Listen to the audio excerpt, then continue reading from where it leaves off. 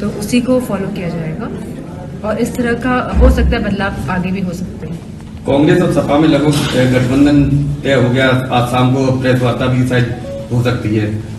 17 सीटों को लेकर जहाँ तक सूचना मिलेगी सहमति बनी है। जी हुआ है कुछ ऐसा? अगर आपको सूचना मिली है तो कोई फैक्ट्स तो होंगे तभी आप तक सूचना आई है। नहीं, 2-3 सीटों को लेकर कुछ अभी, लेकिन अब आप पे सूचना आई है तो मैं समझती हूँ कि कोई ना कोई सच्चाई होगी इसमें।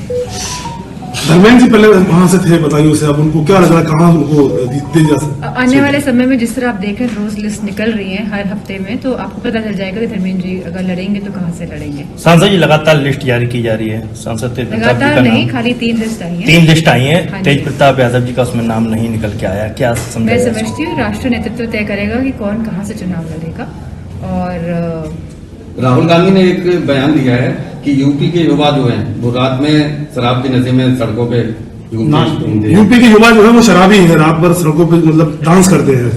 मैंने इस तरह का बयान नहीं सुना है, पर मुझे ये पता है कि यूपी का जो युवा है वो बेरोजगार घूम रहा है, उसके पास काम नहीं है, वो हताश है, उसकी आशाएं धीरे धीरे कम होती जा रही हैं क्योंकि सरकार नौकरी नहीं दे पा रही है। अगर नौकरी आती भी है पुलिस में, आपने देखा होगा किस तरह पुलिस की नौकरी में भी अब जांच का विषय बन गया है क्योंकि पेपर लीक होने का भी सवाल उठ रहे हैं। तो मैं समझती हूँ, और जो यहाँ पे $1 ट्रिलियन इकोनॉमी की बात हो रही है, जो यहाँ पे डिफेंस कॉरिडोर बनने की बात हो रही है, जो यहाँ पे इन्वेस्टमेंट समिट की बात हो रही है, जहाँ कह रहे हैं कि लाखों करोड़ रुपए उत्तर प्रदेश में आ रहा है, तो अगर उत्तर प्रदेश में इस तरह का कोई भी इन्वेस्टमेंट हो रहा होता तो मैं समझती हूँ कि यूपी आगे बढ़ रहा होता, युवाओं के पास नौकरी होती, रोजगार होते, किसान खुशहाल होता। आज किसान की भी अगर स्थिति देख लेंगे क्या है, पूरे भारत का किसान हमारा आज परेशान है।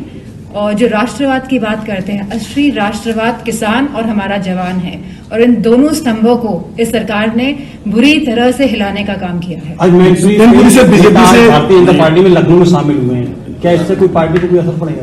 मैं नहीं समझती हूँ क्योंकि शुरू से ही समाजवादी पार्टी के राष्ट्रीय अध्यक्ष जी का जो फाउंडेशन थी वो थी पीडीए, और मुझे खुशी है कि आज अलायंस होने जा रहा है और आप देखेंगे कि कितनी मजबूती के साथ ये अलायंस भाजपा का सामना करेगा क्योंकि भाजपा हर फ्रंट में फेल नजर आ रही है।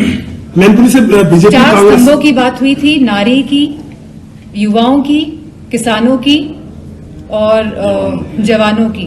तो मैं समझती हूँ कोई भी खुश नहीं है, और स्पेशली जो ये अग्निवीर योजना लेके आए हैं, जहां हमारा गांव के किसान के बच्चे फौज में जाते थे, जहां अर्थव्यवस्था सही होती थी हमारे गांव की, तो उस सब को बर्बाद करने का काम अगर किसी ने किया है तो 10 साल की केंद्र की सरकार और लगभग 7 साल की उत्तर प्रदेश की सरकार ने किया है। केशव प्रसाद जी का नाम आ रहा है बीजेपी से, मैनपुरी से केशव प्रसाद जी का जो है नाम बताया जा रहा है लोकसभा चुनाव लड़ने के लिए। मुझे नहीं पता है। और सांसद जी किसान लगातार कांग्रेस ने पोस्टर जारी किया है जिसमें राहुल गांधी को श्रीकृष्ण दिखाया गया और अजय राय को।